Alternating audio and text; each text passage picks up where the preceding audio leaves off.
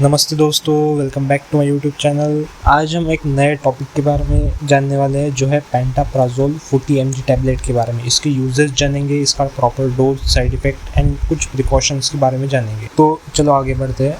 सुबह उठते ही एसिडिटी, पेट में जलन, खाने के बाद हेवीनेस या बार बार गैस प्रॉब्लम्स। डॉक्टर ने आपको पेंटाप्राजोल 40 mg लिख के दिया होगा, लेकिन क्या आपको पता है ये मेडिसिन एक्चुअल में कैसे काम करती है और कब लेना सही होता है?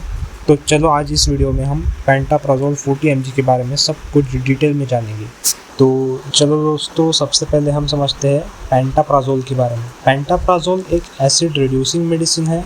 ये एक क्लास में आती है जिसे कहते हैं proton pump inhibitors. Simple language में समझेंगे, ये मेडिसिन आपके स्टमक में एसिड बनाना कम कर देती है। चलो हम समझेंगे ये कैसे काम करता है। स्टमक में एक सिस्टम होता है जो एसिड प्रोड्यूस करता है, उसे कहते हैं प्रोटॉन पंप। ये पेंटाप्राजोल है ना, इस पंप को ब्लॉक कर देती है और एसिड प्रोडक्शन रिड्यूस हो जाता है, जिसके वजह से और रिजल्ट में जलन कम हो जाती है, एसिडिटी कंट्रोल में आ जाती है और जो अल्सर्स होते हैं स्टमक में उसको हील करने में हेल्प होती है। चलो अब हम समझेंगे इसके यूजेस। पेंटाप्राजोल यूज होती है एसिडिटी में, जैसे कि एसिड रिफ्लक्स हो गया, चेस्ट बर्निंग हो गया, गैस्ट्राइटिस में जिसमें स्टमक लाइनिंग में इन्फ्लामेशन होता है, पेप्टिक अल्सर में स्टमक या इंटेस्टाइन में जब कुछ हर्ट हो जाता है, घाव हो जाता है, नसेड इंड्यूस्ड एसिडिटी में जैसे कि पेन किलर से होने वाली एसिडिटी, क्योंकि बहुत सारे पेन किलर की वजह से एसिडिटी हो जाती है, उसमें भी इसका यूज होता है। एच पाइलोरी ट्रीटमेंट में यूज होती है, एंटीबायोटिक के साथ यूज होती है। अब हम समझेंगे इसका standard dose.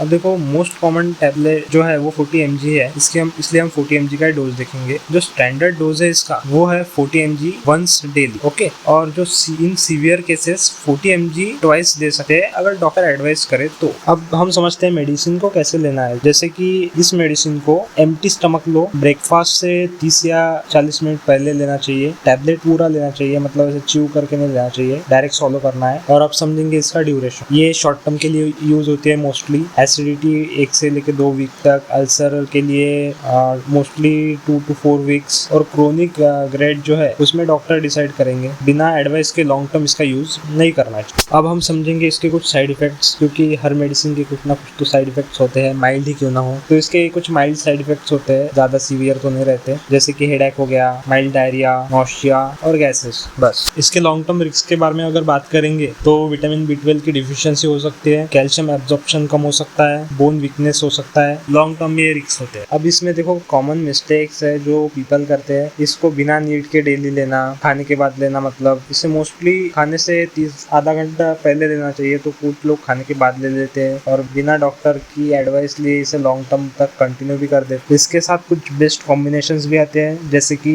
Pantoprazole with domperidone, जो एसिडिटी प्लस नॉसिया के लिए काम में आता है। पेंटाप्राजोल एंटीबायोटिक के साथ देते हैं एच पाइलोरी बैक्टीरिया में, और पेंटाप्राजोल एंटी एसिड के साथ देते हैं, मतलब फास्टर रिलीफ के लिए एसिडिटी से।